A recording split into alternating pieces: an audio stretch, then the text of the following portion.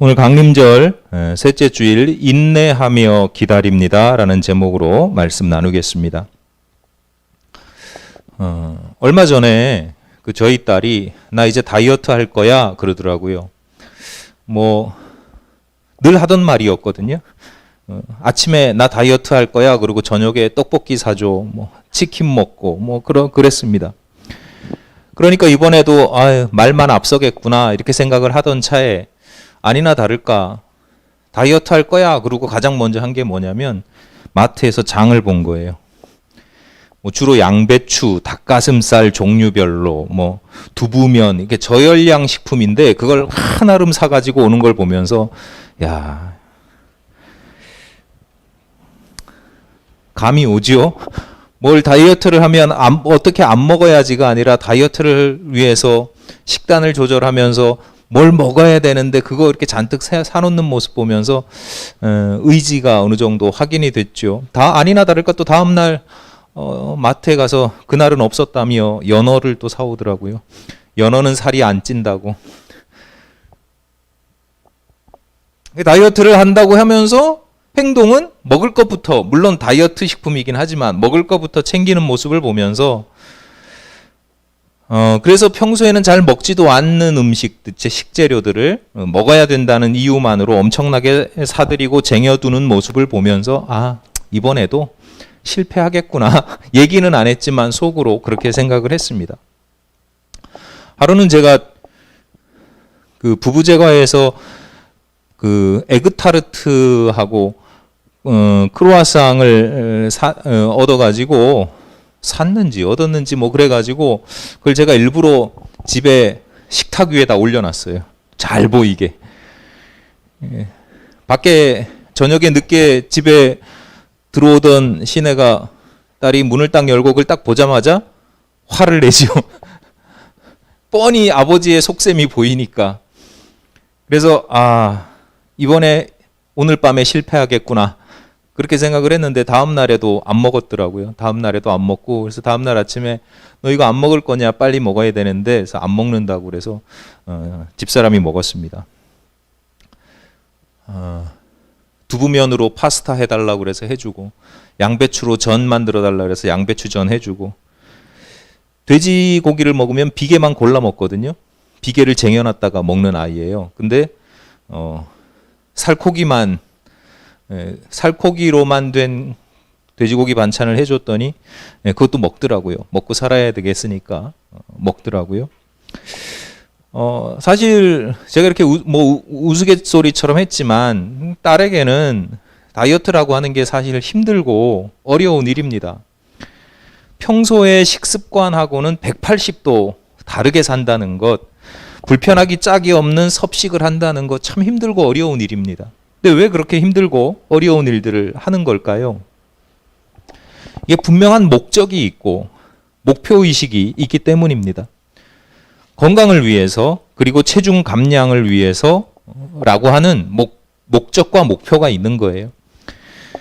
춤을 추는 일이 전공이기 때문에 체중을 조절하는 것이 가장 기본이고 또 필수잖아요. 이제 그런 목적의식이 분명하면 분명할수록 크면 클수록 힘들고 불편한 과정을 잘 이겨내는 겁니다. 반대로 목적의식이 크지 않으면 좀 힘들면 포기하고 좀 어려우면 내려놓고 좀 불편하면 견뎌내지 못하고 포기하게 되는 그런 일들이 있는 거죠. 세상에 우리가 살아가는 세상에 힘들지 않은 일이라고는 하나도 없습니다. 힘들지 않은 일은 없어요. 아무리 즐거운 일이라도 그것이 만약에 일이 되면 힘들어집니다. 취미로 제가 잘 아는 후배가 취미로 커피 만드는 게 너무 좋아가지고 하다가 그게 일이 되니까 굉장히 스트레스가 돼요. 자기가 좋아하던 일도 일이 되면 스트레스가 되죠. 예전에 어떤 분이 저한테 말씀해 주셨는데 사람을 괴롭히는 방법이 있대요. 어떤 동작이든 어떤 행위든 5분만 그대로 하게 하면 그게 벌이 된다는 거예요. 그러니까 여러분 5분 동안 아무것도 안 하고 가만히 앉아 있는 거 쉬워요, 어려워요? 쉬워요. 내가 아무것도 안 할 거야. 5분이 뭐야? 1시간도 가만히 앉아있고 2시간도 누워있죠. 근데 그걸 해야만 돼. 의무가 되거나 명령이 되면 그때부터 고통스러운 거예요. 5분만 해도 그 5분이 참기 힘든 고통이 되는 거죠.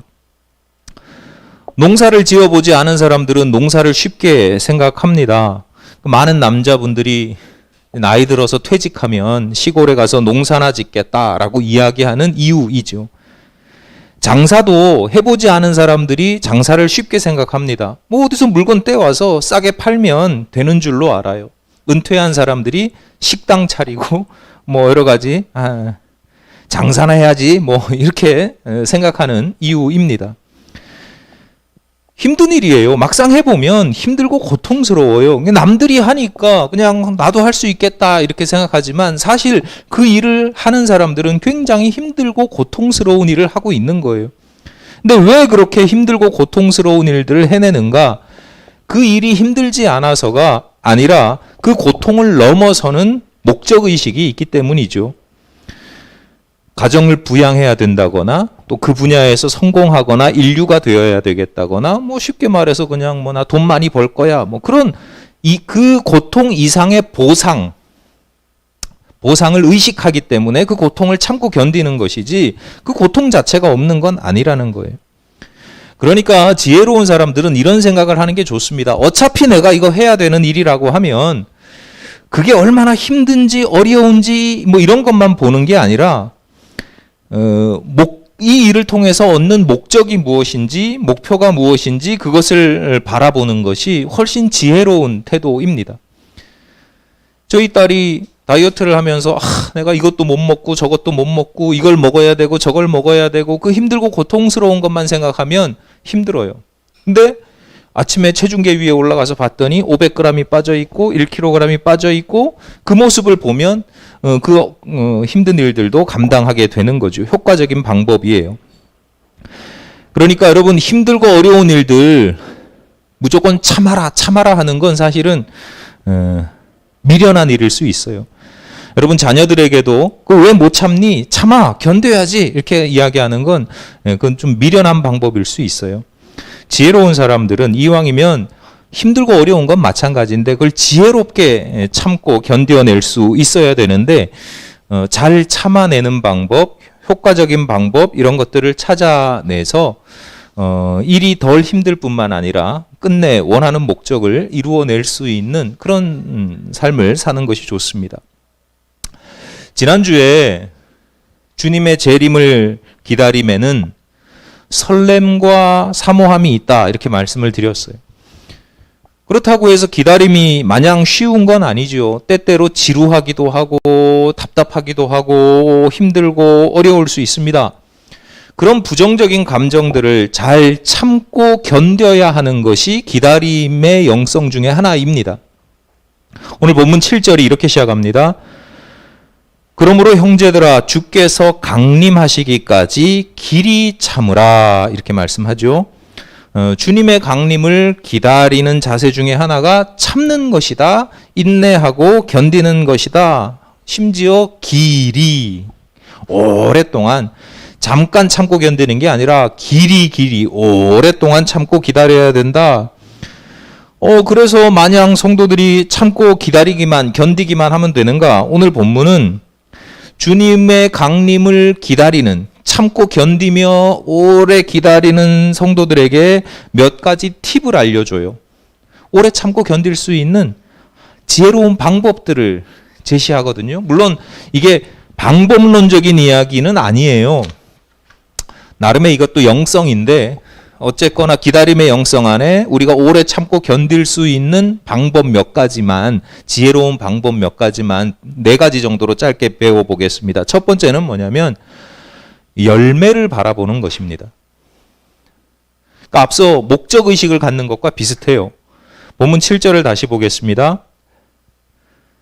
그러므로 형제들아 주께서 강림하시기까지 길이 참으라. 그 다음에 뭐라고 되어 있냐면 함께 읽겠습니다. 시작. 보라 농부가 땅에서 나는 귀한 열매를 바라고 길이 참아 이른 비와 늦은 비를 기다리나니. 이제 유대인들, 성경의 시대를 살아가는 사람들이 살아가던 그 땅이 있고 그 땅의 기후가 있잖아요. 그 땅과 기후의 토양과 기후에 따라서 거기서 농사를 지었는데 이 사람들이 농사를 지을 때 씨를 뿌린 직후에 내리는 비가 있어요. 거기 건기와 우기가 분명하기 때문에 우기에만 비가 오거든요. 그러니까 비가 오는 때가 정해져 있어요. 우리나라 장마나 태풍이 오는 때가 정해져 있는 것처럼. 근데 정확한 날짜는 계속 달라지잖아요. 어쨌거나 농사를 지으려고 이제 씨를 딱 뿌려 놓으면 뿌린 직후에 오는 비를 이 사람들은 이른 비라고 불렀어요. 그리고 이제 곡식이 잘 자라다가 추수하기 직전에 확 커야 되는데 추수하기 전에 오는 비가 있어요. 곧 오는 비가 있는데 그 늦은 비. 그러니까 이른 비와 늦은 비를에 맞춰서 농사를 짓는 거예요. 곡식이 자라는 데는 여러 가지가 필요한데 그중에 가장 필수적인 게 빛과 물이잖아요. 그러니까 이른 비가 적절한 때에 적절한 양으로 오지 않으면 아무리 파종을 해도 헛수고잖아요. 씨가 다 말라버리죠. 농사 지어 보신 분은 알잖아요. 텃밭에 뭘 심어도 심자마자 물 주거나 뭐 그렇게 하잖아요. 추수 직전에 늦은 비가 오지 않으면 한 해 동안 지은 농사가 곡식이 온전히 여물지 못하는 거예요. 그러니까 유대 땅에서 농사를 짓는 사람들에게는 이른 비와 늦은 비가 굉장히 간절한 거예요. 오늘 본문에서는 그들이 그 이른 비와 늦은 비를 간절히 기다리는 이유에 대해서 땅에서 나는 귀한 열매를 바라기 때문이다 라고 말씀합니다. 우리가 현대라는 시대를 살아가고 도시라고 하는 공간을 살아가고 산업사회라고 하는 이 경제 시스템에서 살아가기 때문에 농부의 심정을 온전히 이해하기는 쉽지 않습니다. 하지만 우리가 농부의 지혜를 배울 필요가 있죠. 여러분 잘 아시는 대로 농부는 절대로 종자, 그러니까 씨를 먹지 않습니다. 요즘에는 종자를 쉽게 구해요. 대기업들이 종묘사를 운영하는 대기업들이 있어가지고 산업사회가 된 것 중에 하나가 그런 거죠.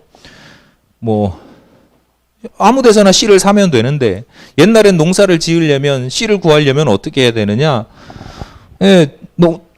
그 해에 추수한 열매 중에 씨가 될 만한 것들을 종자로 삼을 만한 것들을 골라낸단 말이에요. 뭐 그 중에 거둔 것 중에 10분의 1, 100분의 1 그렇게 걷는 게 아니라 제일 좋은 거, 발화가 잘 되고 잘 자랄 만한 것 그런 것만 잘 골라내죠. 그래서 종자를 삼으면 아무리 힘들어도 그 종자는 먹지 않고 그 종자는 팔지도 않습니다. 아무리 어려운 일이 생겨도 그 팔지 않는 이유, 먹지 않는 이유는 그 팔고 먹으면 당장의 문제는 며칠 동안의 문제는 해결할 수 있지만 소망이 없어지잖아요. 그 다음이 없어져요. 다음에 대한 소망 자체가 없어지는 겁니다. 반면에 힘들고 견디면 그래서 종자를 지키면 그 종자를 땅에 뿌리면 최소 30배, 60배, 100배의 결실을 얻게 되고 그 얻게 될 것이라고 하는 소망이 그 힘든 삶을 버텨내고 견뎌내게 하는 것이죠. 시편 126편 기자가 이렇게 노래합니다. 눈물을 흘리며 씨를 뿌리는 자는 기쁨으로 거두리로다. 울며 씨를 뿌리러 나가는 자는 반드시 기쁨으로 그 곡식단을 가지고 돌아오리로다. 씨를 뿌리는데 왜 눈물을 흘려요? 힘드니까. 고통스러우니까. 그러니까 씨 뿌리는 일이라고 하는 게 마냥 막 설렘과 이거 잘하면 뭐 어떨 거야. 그래서 설렘과 소망만 있는 게 아니라 실존적으로 씨를 뿌리는 일이라고 하는 건 힘들고 눈물이 날 정도로 힘들고 고통스러운 일이라고 이야기하는 겁니다. 근데 반대로 뒤집어서 보면 왜 눈물을 흘리면서까지 그렇게 고통스러운데 씨를 뿌려요? 기쁨으로 곡식단을 거두게 될 것을 알기 때문입니다. 시편 126편 기자가 파종과 추수를 노래하는 이유는 무슨 농사법을 알려주려고 하는 게 아니에요. 농사 열심히 지어야 된다 이게 아니에요. 시편 126편의 배경은 이스라엘이 바벨론이라고 하는 대제국의 이제 식민지가 돼서 바벨론이라고 하는 제국에 의해서 나라가 망하고 식민지가 돼서 백성들이 거기 그 바벨론으로 포로로 사로잡혀 갔어요. 그게 배경이에요. 그 포로 생활에서 귀환하거든요. 돌아오는데 짧게는 70년, 길게는 150년 만에 이제 고국으로 돌아오게 됩니다. 그 전까지는 거기서 타국에서 노예로 살았어요. 그러니까 이 시편 126편이 이야기하는 건 그 가운데 그들이 기쁨으로 곡식단을 거두면서 추수할 것이다 라고 하는 것이 비유하는 게 뭐냐면 70년 만에 또는 150년 만에 고국으로 돌아오는 걸 의미하는 거예요. 포로 생활을 하던 유대인들이 70년, 그러니까 한 3대가 지나가고 150년, 뭐 한 5대, 6대, 7대가 지나가는 동안 그 70년, 150년의 세월을 견디고 버티는 이유가 뭐예요? 내가 지금 힘들고 어렵지만 그래도 소망을 놓치지 않으면 하나님께서 우리를 추수하실 것이라고 하는 믿음과 기대가 있는 거예요. 농사는 반복되니까, 해마다 반복되니까 우리 그냥 심으면 별일 없으면 가을에 걷겠지 이렇게 생각하잖아요. 근데 포로 생활 1년 지나고 2년 지나고 얼마나 간절히 기도했겠어요. 하나님, 고국에 돌아가서 하나님 마음껏 찬미하고 예배하고 고향 사람들하고 같이 어울려서 농사 짓고 그렇게 옛날처럼 살고 싶습니다라고 하는 걸 얼마나 노래하겠어요.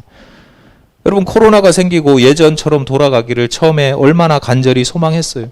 1년 지나고 2년 지나고 답답하고 힘들죠. 이게 10년 지나고 100년 지난다고 계속 이렇게 간다고 생각해 보세요. 그럼 거기 익숙해서 사는 거예요. 근데 바벨론 포로 생활을 하던 사람들은 계속 하나님께 간구한 거예요. 하나님께서 그래도 지금 이 상황 속에서도 우리를 회복시키시고 귀국시키실, 귀환시키실 그때를 믿고 기다리면서 소망했기 때문에, 견뎠기 때문에 그들이 돌아올 수 있었다라고 하는 것입니다. 주님의 재림을 우리는 기다립니다. 여러분, 주님의 재림으로 말미암아 내가 추수하게 될 열매를 바라볼 수 있어야 됩니다. 재림하시는 주님께서 여러분의 문제를 해결해 주시고 역전케 하실 거거든요. 재림의 주님은 우리가 희미하게 보이던 것을 선명하게 볼 수 있게 해 주십니다. 이게 신앙적인 부분만 그런 게 아니에요. 세상 모든 원리가 다 똑같아요. 여러분, 다이어트를 하시든 사업을 하시든 그 무엇을 하시든 파종하는 자는 추수할 열매를 바라보아야 하는 것입니다. 그것이 씨를 뿌리는 사람들의 지혜입니다. 근데 많은 성도들이, 많은 사람들이 그 기다림, 추수 때를 기다리는 것을 힘들어하는 이유가 뭐냐면 기대하는 열매가 없어서 그래요. 나이 들고 뭐 그렇잖아요. 인생이 재미없는 게 뭐 기대할 게 없는 거예요. 열매가 없는 거예요. 간절히 바라는 것도 없고 소망도 없고 그냥 이대로 그냥 가는 거죠. 여러분, 한 주간 동안 주님께서 재림하신다면, 내가 주님께로 간다면 얻고 싶은 것이, 추수하고 싶은 열매가 혹시 있는지, 무엇인지 한번 살펴보시기를 바랍니다. 하나님, 저는 정의를 간절히 소원합니다. 불의한 세상 속에서 내가 불의한 대우를 받고 불의한 시스템 속에서 살아가는데 정의라고 하는 열매가 이루어지기를 원합니다. 그렇게 기대할 수도 있고요. 하나님, 내가 어떤 감정 때문에, 어떤 일 때문에 우울한 감정에 사로잡히고 불안한 감정에 사로잡히는데 내가 주님께서 주시는 평안과 희락을 누리게 되기를 원합니다. 평안과 희락의 추수를 맺기를 원합니다. 하나님께서 내게 어떤 사명을 주셨을 텐데 그 사명을 알고 그 사명의 열매를 맺기를 원합니다. 각자마다 다 다른 열매들이 있어야 되고, 바라는 열매들이 있어야 되고, 그 열매들을 주님께서 맺게 해주실 것이다, 추수하게 해주실 것이라고 하는 기대가 있어야 된다라고 하는 것입니다. 여러분, 인생에 재림하시는 주님과 함께 추수하게 될 그 열매를 기대하면서 씨를 뿌리고 하나님의 이른 비와 늦은 비를 사모하시기를 바랍니다. 두 번째는 잘 기다릴 수 있는, 인내하고 기다릴 수 있는 두 번째 방법은 뭐냐면 마음을 굳건하게 해야 합니다. 본문 8절입니다. 함께 읽겠습니다. 너희도 길이 참고 마음을 굳건하게 하라. 주의 강림이 가까우니라. 굳건하다라고 하는 것의 우선적인 뜻은 강하다는 거예요. 그래서 흔들리지 않는다, 강력해서 흔들리지 않는다라는 뜻이 있어요. 그러니까 마음을 굳건하게 하라. 이 무슨 얘기냐면 네 마음을 강하게 해서 흔들리지 않게 하라. 바람에 흔들리는 갈대처럼 막 이랬다 저랬다 하지 말고 동짓달 팥죽 끓듯이, 동짓달 팥죽 끓는 거 본 지도 오래됐네요. 뭐 이렇게 변덕 부리지 말라 뭐 이러는 겁니다. 근데 이 말씀을 뒤집어 보면, 마음을 굳건하게 하라 이 말씀을 뒤집어 보면, 아, 기다림의 영성이 이래서 힘들구나라는 걸 알 수 있어요. 왜 힘드냐면, 기다림의 영성이 힘든 이유 중에 하나가 뭐냐면, 오래 참고 견디기 힘들어하는 이유 중에 하나가 뭐냐면 열매를 바라보지 않기 때문에가 있고, 두 번째는 마음에 변덕이 수시로 찾아와요. 내가 말씀 듣고 말씀 읽고 기도하면서 힘냈다가 딱 돌아서 가면서 어떤 일이 딱 닥치면 마음이 확 변해요. 그냥 낙담되고 좌절하고 막 이래요. 어떤 날은 잘 참고 견디는데 어떤 날은 도무지 참을 수가 없어요. 아무리 맛있는 게 보여도 내가 다이어트 해야지 그러고 잘 참는 날이 있는가 하면, 어떤 날은 이상하게 아침에 눈 뜨자마자 막 허겁지겁 먹게 되는 날도 있고, 이 사람 마음이 아주 변덕이 심해요. 그런 마음이 한날 한시에 같이 찾아오기도 하고요. 어떻게 해야 됩니까? 굳건하게 하라 라고 하는 뜻의 원어에는 비슷하지만 또 다른 뜻이 하나 있어요. 지지하다, 고정시키다 이런 뜻이 있어요. 그러니까 마음이 흔들리지 않도록 강하게 하도록 묶어두라는 거예요. 여러분, 땅에 말뚝을 박을 때 흙을 파가지고, 땅을 파가지고 말뚝 박아 보신 적 있으세요? 전 어렸을 때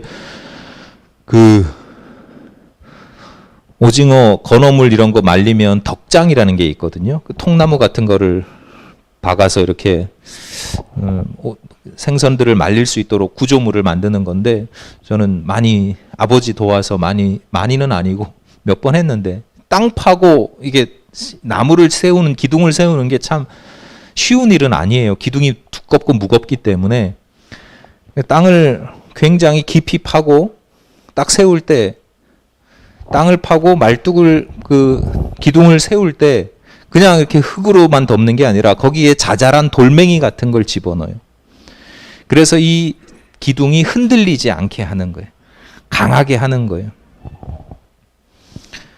종이 한 장은 바람에 쉽게 날리고 쉽게 찢어지죠. 근데 이거 종이 한 장을 벽에다 딱 붙여놓으면, 그래서 벽지처럼 붙여놓으면 이거 찢어지기가 어렵습니다. 바람에 잘 날리지도 않습니다. 마음을 굳건하게 하라라고 하는 것에는 그런 뜻이 있어요. 우리 마음 자체로는 흔들리지 않을 수가 없어요. 종이 같아요. 종이 한 장 같아요. 그냥 대충 세워놓은 기둥 같아요. 그러니까 마음을 굳건하게 하라라고 하는 것은 무언가로 받쳐둬라, 무언가로 묶어둬라 이런 뜻이 있어요.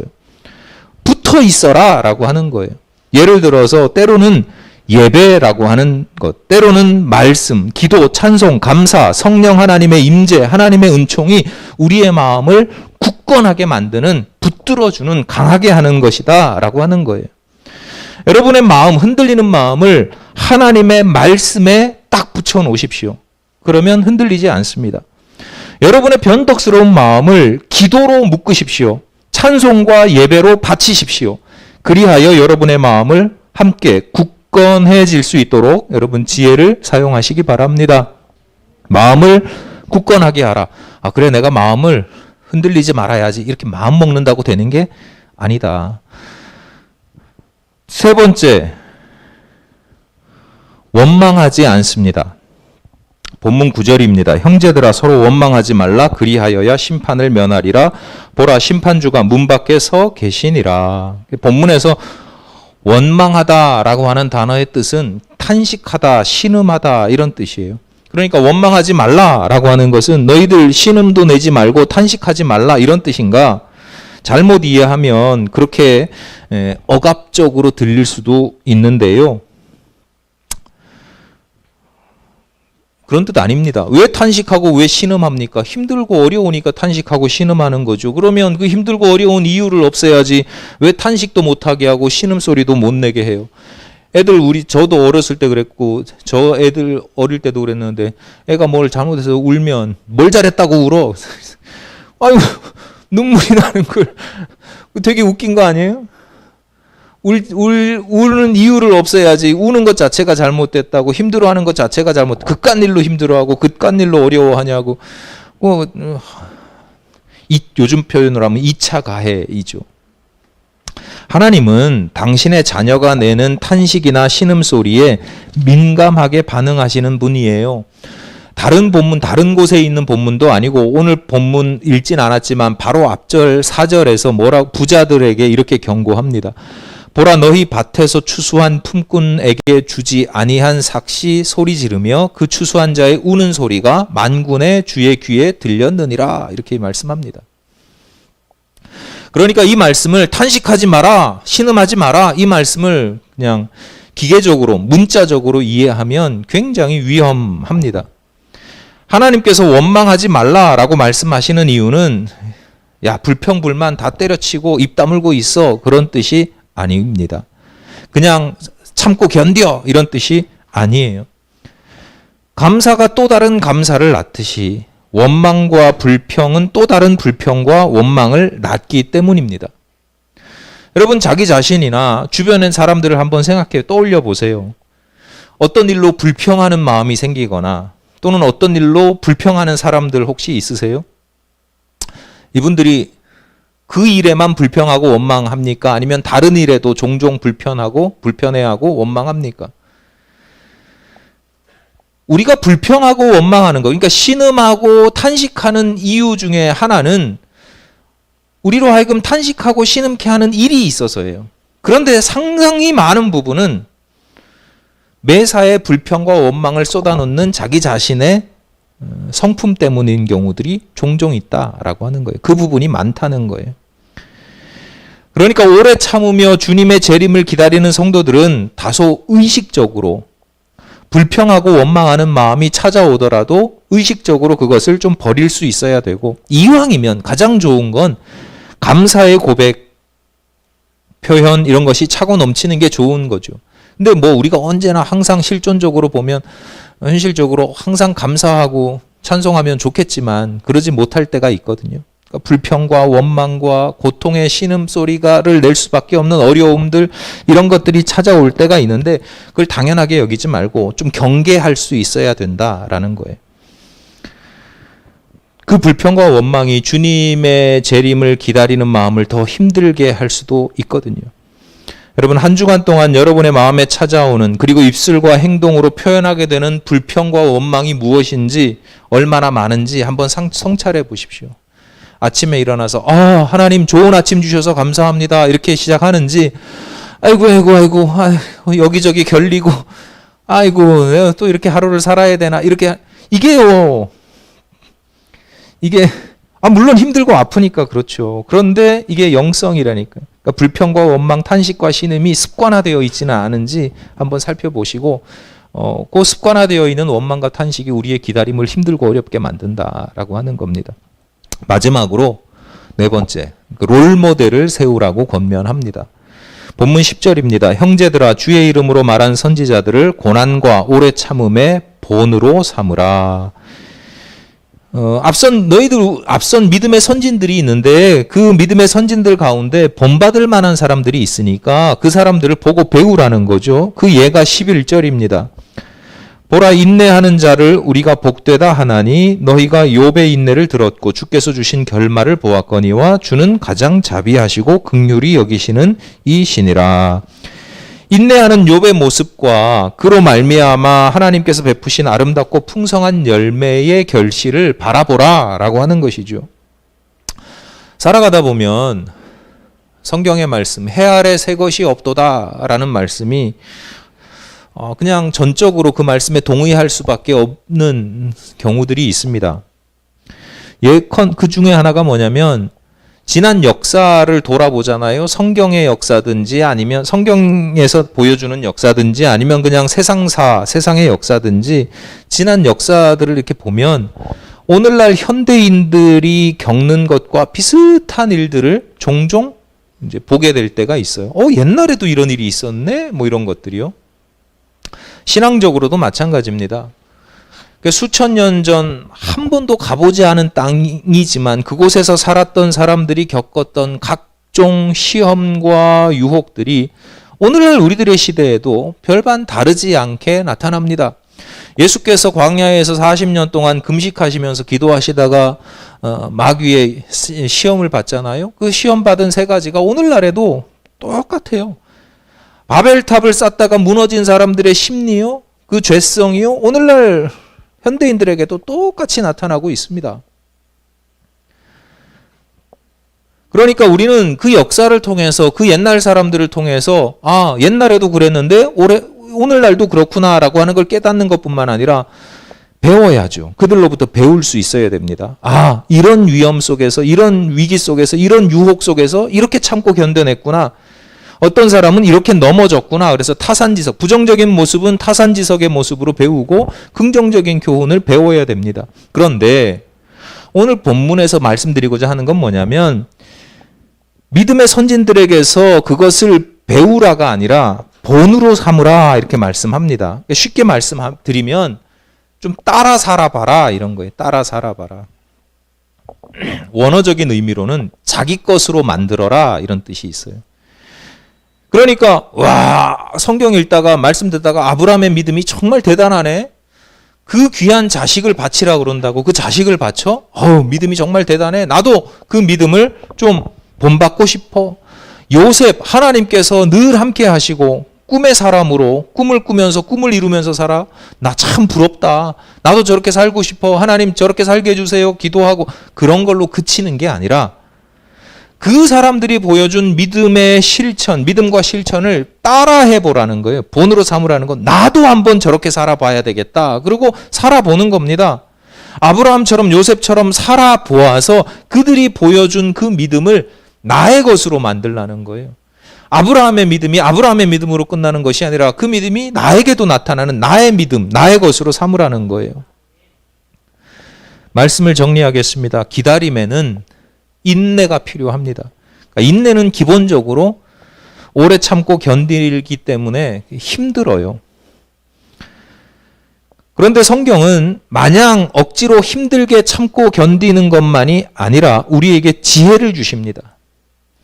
장차 추수하게 될 열매를 바라보는 것, 그 마음을 말씀과 기도와 예배에 붙들어 매어 굳건하게 하는 것, 함부로 원망하거나 불평하는 습관을 버리는 것, 믿음의 본이 되는 선지자들을 따라서 살아가 보는 것.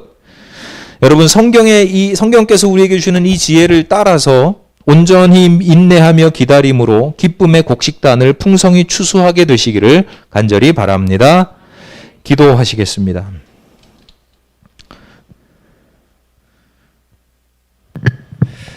하나님, 신앙적이든 세상적이든 기다림이라고 하는 것이 얼마나 힘들고 고통스러운지, 오랫동안 길이 참고 견디기가 힘들어서 중간에 포기할 때가 종종 있었습니다.